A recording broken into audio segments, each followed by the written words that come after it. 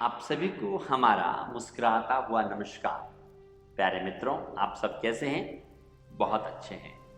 एक कदम स्वास्थ्य से आनंद की ओर कार्यक्रम में आप सभी का स्वागत है। Today we will discuss about shirshasana headstanding pose. हमने पिछली बार उस पर चर्चा किया था। आज उसको कैसे करना चाहिए, किन किन बातों का ध्यान रखना चाहिए, इन बातों पर हम चर्चा करेंगे।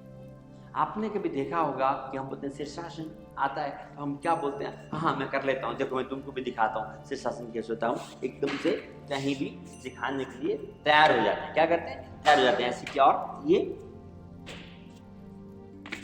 इस प्रकार से हम करते हैं ना। तो पहली बात मेरे प्यारे मित्रों, ये जो शीर्षासन कोई सर्कस नहीं है। आपको आता तो आपने कहीं भी दिखा दिया, कैसे भी कर दिया, उल्टा फुल्टा कर दिया। इससे शीर्षासन के फायदे नहीं होते। योग जब हम करते हैं, शीर्षासन जब करते हैं, एक साधना है। क्या है? साधना। तो जब हम साधना की दृष्टि से करते हैं तो हमारे लिए बहुत ही फायदेमंद होता है। तो हमें कभी भी जब आप शीर्षा करें, एकदम से किसी को दिखाने के लिए फ्लोर पे नहीं करना है ना। तो हमको अगर जिस अनुशासन में रह के करेंगे तो हम उससे फायदा मिलेगा। आप देखिए, जब हम शीर्षासन करते हैं उससे पहले एक छोटी सी बात मैं आपसे पूछना चाहूँगा। जब हम शीर्षासन करते हैं तो एक बात मुझे आप बताइएगा कि हमारे ज़्यादा सेंसिटिव, हमारा ये पैर ज़्यादा सेंसिटिव है या हमारा पैर सेंसिटिव है या हमारा हेड सेंसिटिव है? क्या आप बता पाएंगे? अगर मैं स्किन की बात करता हूँ तो पैर की स्किन ज़्यादा सेंसिटिव होती है या हेड की? आप बताएंगे? नहीं बताएंगे? मैं बताता हूँ। आप देखिएगा, हमारा ज़्यादा सेंसिटिव स्किन कहाँ की होती है? हेड की होती है। बोलिए क्यों? हालांकि इधर हड्डी है, इधर आप जब चलते हैं तो ये स्किन बहुत सेंसिटिव नहीं। हम पैदल चलते हैं, आप लोगों ने देखा, जो लोग पैदल चलते हैं उनकी स्किन इतनी टाइट हो जाती है कि कंकड़ पत्थर भी आ जाए तो एकदम से चुभता नहीं है सुधीर भैया बेटा। लेकिन जब हम सिर की बात करते हैं, इसके ऊपर देखिए, अब स्किन बहुत पतली है, बाकी सब बोन है। तो छोटा कंकड़ का पत्थर कोई चीज़ पृथ्वी में रहेगा और हम शीर्षासन करेंगे और वो चुभ जाए, कुछ हो जाए तो नुकसान होने के चांसेस ज़्यादा हैं। तो हमको ऐसा काम ही नहीं करना। जहाँ तक हो सके हम प्यार से, बिना नुकसान के किस प्रकार से कर सकते हैं उस पर हमको चर्चा करनी चाहिए। उसके लिए हम घर में दरी है, कंबल है, ऐसी नहीं तो इस तरह के मैट्स हम लेंगे, है ना, जिसमें कम से कम 2 फुट लंबे और चौड़े हो। कितने हो? यू कैन सी 2 फुट लंबे चौड़े होने चाहिए और कम से कम 1.5 या 2 से 3 इंच तक हाइट। कितना? 2 से 3 इंच तक हम लोग हाइट लेंगे। लेकिन ध्यान रखिएगा, वो न तो ज़्यादा पतला होना है न ज़्यादा मोटा होना है। सॉफ्ट हो जाएगा तो आपका बैलेंस नहीं बनेगा। क्या नहीं बनेगा? बैलेंस नहीं बनेगा। Not hard not soft, we can take this kind of pillow. ठीक है, ये आपने ऐसा लिया। नाउ व्हाट आई डू, आपने जब ऐसा लिया उसके बाद हमें क्या ध्यान रखना है? Interlock your fingers like this, है ना। ये आपने फिंगर्स को लॉक किया इस प्रकार से। आप देख लीजिएगा, इस प्रकार से हमने फिंगर्स लॉक किया। और जब हम इसको जस्ट मेक अ ट्रायंगल, क्या बनाएंगे हम लोग? आपको दिखा देते हैं। आपने ऐसे किया तो मेक अ ट्रायंगल। ये आपने ट्रायंगल बनाया। जो हमारा हाथ है, हमारी कोहनियाँ हमारे कंधे जितना, जब आपने हाथों को लॉक किया और हमारी कोहनियाँ एज ए ट्रायंगल, कैसा बनेगा? ट्रायंगल। भी हम अपनी कोहनियों को न ज़्यादा ओपन करेंगे न कम ओपन करेंगे। कितना ओपन करेंगे? हमारे कंधे जितना, इस पोजीशन, इस प्रकार से। देन सिरे से हमारा सिर का हिस्सा, कौन सा हिस्सा? अब बात आती है कि जब हम शीर्षासन करें तो हमारे सिर का कौन सा हिस्सा जमीन पर लगना चाहिए? ज़्यादातर लोग जब शीर्षासन करते हैं तो ये वाला जो हिस्सा है, जिसको हम तालू, ये जो होता है, ये लगाते हैं। ये शीर्षासन के लिए अच्छा नहीं है। आपको मालूम होगा, जब बचपन में हमारी माताएं हमारा मसाज किया करती थी, इस भाग को बहुत ही नाजुक तरीके से वो मालिश किया करती थी। ये बहुत ही सॉफ्ट एरिया है। तो हमारा कौन सा भाग जमीन पर लगना चाहिए शीर्षासन करते हैं, उसको समझते हैं हमारा टॉप ऑफ द हेड। अगर हम इस भाग को लगाते तो देखिएगा, अगर आपने इस भाग को लगाए तो हमारा गर्दन टेढ़ा हो जाएगा, टेढ़ा होगा तो इधर कंप्रेशन आ जाएगा। तो मैं सभी को बोलता हूँ, बहुत ही आसान तरीका, घर में किताब है, कॉपी है, इस तरह के ब्रेक से उसको लगा के देखें आप। ये देखिए, आपने लगा के देखा ऐसे,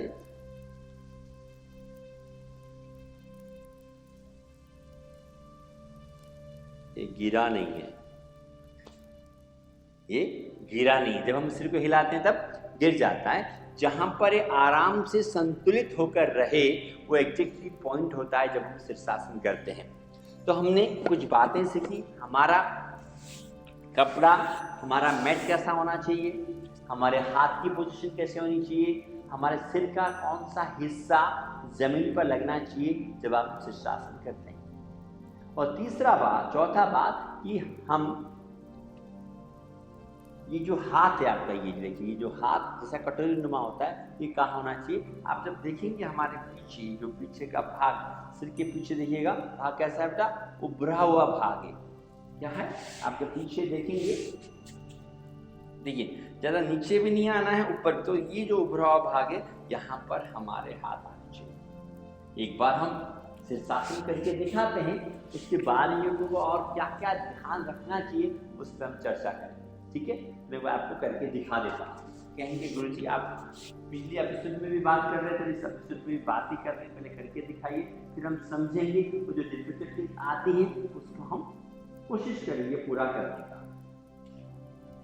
इस प्रकार से आप आगे,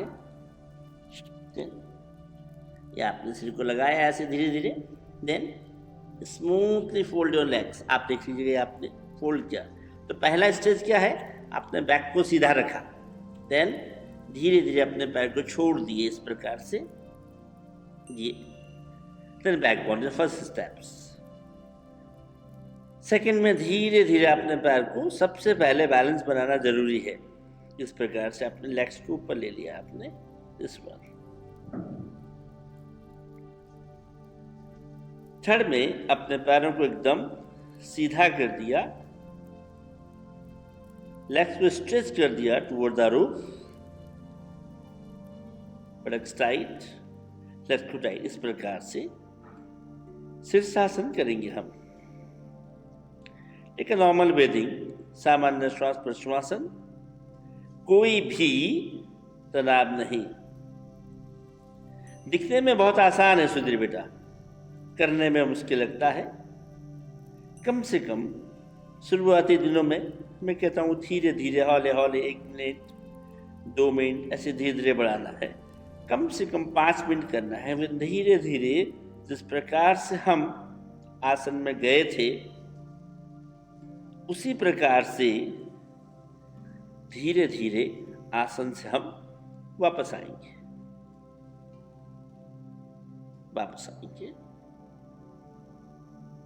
इस प्रकार से। देन थोड़ा सा पैर को पीछे लेंगे, अपने हेड को, relax your forehead on the floor और ऑन द फिस्ट, मुट्ठी के ऊपर अपने फॉरहेड को रिलैक्स करेंगे। 2 से 3 लंबी गहरी श्वास लेने के बाद वी विल डू शवासन। क्या करेंगे, शवासन के बारे में हम चर्चा कर चुके हैं, हम शवासन करेंगे इस प्रकार से। लंबे गहरे श्वास, अपने शरीर को पूरी तरह रिलैक्स छोड़ दें। जब मैं शवासन की बात करता हूं तो आप शवासन से पहले मैंने बात किया, वीडियो भी है, मैं चाहूंगा कि आप जरूर उस वीडियो को देखें, उस तत्व को, एसेंस को समझें। एक्चुअल शवासन कैसा होता है, कैसे आनंद की अनुभूति होती है, उसे जरूर देखिएगा। अपना शरीर पूरी तरह रिलैक्स के बाद आप धीरे से बैठ जाइएगा, दाएं या बाएं तरफ लेते हुए, दाएं या बाएं तरफ लेते हुए बैठ जाइएगा। प्यारे मित्रों, ये शीर्षासन था। कैसा था, अभी करा नहीं ना आपने, करिएगा भी नहीं। ये बहुत ध्यान से करने का है। किसी के अंदर, किसी के अंडर में कोई अच्छे साधक के अंडर में आपको करना चाहिए। फिर मैं प्रयास करूँगा कि बिना सहारे भी, बिना किसी की सहायता भी या बिना किसी देख-रेख के भी कैसे करना है, उस समय और विस्तार से चर्चा करूँगा ताकि आपको करने में और भी आसानी हो जाए। जब हम शीर्षासन करते हैं तब सबसे इम्पॉर्टेंट है कि जो हमारा गर्दन है, कहाँ पर जोर आता है? गर्दन पर। जो कुली रोज 30-40 किलो वजन उठाता है, उसका अगर 80 किलो वजन उठाने को बोलेंगे तो क्या होगा? उठा पाएगा क्या? नहीं उठा पाएगा, वो डगमगा जाएगा। क्या हो जाएगा? डगमगा जाएगा। इसलिए डॉक्टर्स भी शीर्षासन करने के लिए मना करते हैं। शीर्षासन बहुत फायदेमंद है, लेकिन हमारे गर्दन गलत तरीके से करने से हमारे स्पाइनल इंजरी हो सकती है, गर्दन में चोट लग सकता है ना? इवन हमारे मस्तिष्क के लिए भी हार्मफुल है। इसलिए इसको करने के लिए बहुत छोटी छोटी बातों का ध्यान रखना होता है। जब हम आपको बोलते हैं कि गर्दन पर स्ट्रेस नहीं आना चाहिए, क्या नहीं आना चाहिए? जब हम शीर्षासन करते हैं तो आपके सारे शरीर का सारा वजन कहाँ आता है? हमारे हेड में और हमारे गर्दन को हमने अगर सही प्रकार से नहीं रखा तो हमारे गर्दन में कंप्रेशन हो जाता है। क्या होता है? कंप्रेशन होने की वजह से हमारे मस्तिष्क में सर्कुलेशन, ऑक्सीजनेशन नहीं होता, और हमारे मस्तिष्क में ऑक्सीजनेशन नहीं होगा तो हमको चक्कर आ जाएगा और गिरने के चांसेस रहते हैं। तो हमारा गर्दन फ्री रहे उसके लिए क्या करना है? जब भी आप शीर्षासन करते हैं, आप देखिएगा इस तरह से हम शीर्षासन करते हैं तो ये जो गैप है हमारे हेड का और हमारा हाथ का, ध्यान से देखिएगा, क्या हमारा और हाथ हमारा क्या हुआ? एक सिद्ध में आ गया। ऐसा करने से हमारे सिर पर दबाव आता है। तो क्या करना है फिर? आप देखिएगा, ये तुम्हारा लिफ्ट अप आवर शोल्डर। अब देखिए क्या करेंगे? Lift up our shoulder like this. देख रहे हैं ना आप? ये मेरे शोल्डर्स नीचे हैं। अब सुधरे बेटा देखेंगे, ये शोल्डर्स आपके ऊपर हो गए तो हमारा जो ये हाथ, हमारी कोहनियाँ, हमारा सिर का टॉप और हमारी ये सब एक सिद्ध में आ जाता है। इसीलिए तो प्यारे मित्रों, शीर्षासन को क्या बोलते हैं? Head standing pose. क्या बोला जाता है? हेड स्टैंडिंग पोज, सिर के बल खड़े होना। जब हेड स्टैंडिंग पोज है तो नेक स्टैंडिंग नहीं है, नेक पे जोर नहीं आना। जैसे हम ब्रिक्स को एक के ऊपर एक रखते हैं, अगर ब्रिक्स को हम टेढ़ा मेढ़ा रखेंगे तो क्या होगा?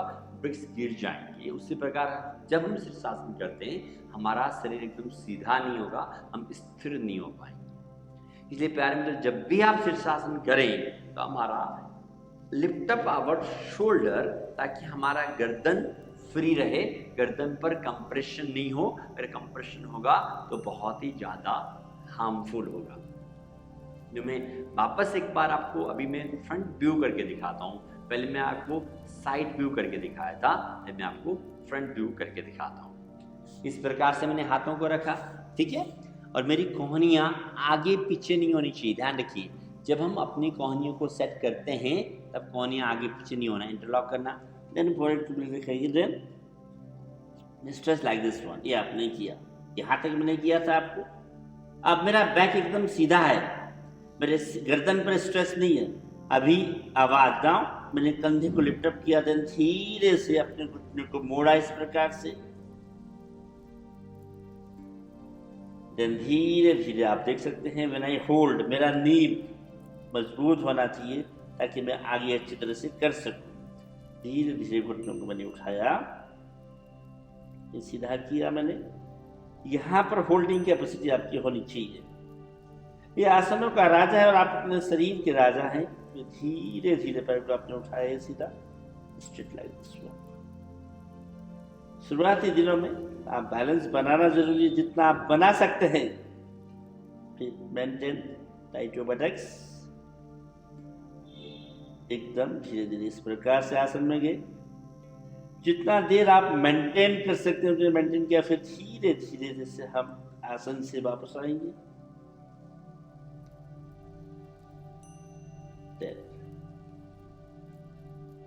धीरे धीरे जैसे हम आसन में गए थे उसी प्रकार से धीरे धीरे आसन से वापस आएंगे। जैसा कि मैंने बताया था, थोड़ी देर forehead relaxation on the mat, थोड़ी देर हमने मैट पर रिलैक्स किया, वापस लाई डाउन इन सवासना। सवासन में हमने विश्राम किया, अपने शरीर को पूरी तरह से रिलैक्स कर दिया। टेक अ डीप ब्रीथिंग, लंबी गहरी श्वास।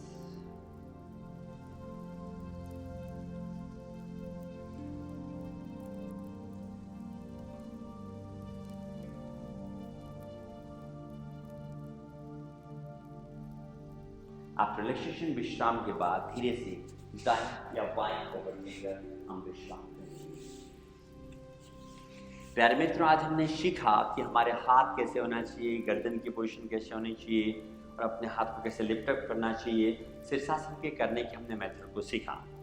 शीर्षासन बहुत ही फायदेमंद है। हमने कहा था एंडोक्राइन सिस्टम के साथ हमारे हेयर के लिए, हमारे फेस के लिए, इवन हमारे पाचन तंत्र के लिए, हमारे जेनेटिकल ऑर्गन्स के लिए, मैं कहता हूँ जितनी भी इसकी तारीफ करूँ या जितनी भी महिमा करूँ कम है। तो आज हम इसको इतना ही सीखते हैं। आगे हम और इसके आगे चर्चा करेंगे कि इस आसन को और आसान कैसे बनाएं। जो नौसिखिए लोग हैं, उनको बिल्कुल नहीं आता, जो मध्य में भी नहीं कर सकते, उनको सहारा लेके किस प्रकार से सहारा लेके सीख सकते हैं, और किन लोगों को करना है, किन लोगों को नहीं करना है, किन किन बातों का ध्यान रखना है, कुछ बातों का ध्यान हम रख रहे हैं और कैसे इसको बेहतर बना सकते हैं, इन सभी पे हम चर्चा करेंगे अगले एपिसोड में।